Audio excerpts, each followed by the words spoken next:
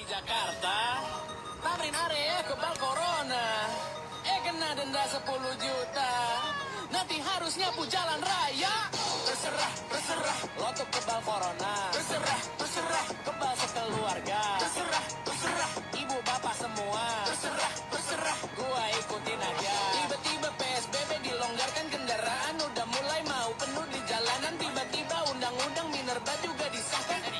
Tiba-tiba BPJS dinaikkan.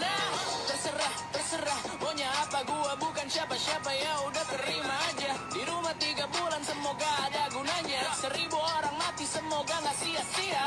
Adaptasi bisnis jungkir balik dijalankan. Pernikahan streaming online, jual makan di Instagram. Jual surat bodong demi dapat keuntungan. Cuma 60.000 dapat tiket jalan-jalan. Katanya mudik udah dilarang. Mudik ngumpet di truk gak diperbolehkan. Tapi di bandara kok banyak orang. Ada celah, ada 1000 alasan. 3 bulan di rumah ngadu kopi dalgona. Itu ngaruh apa cuma sia-sia? 3 bulan di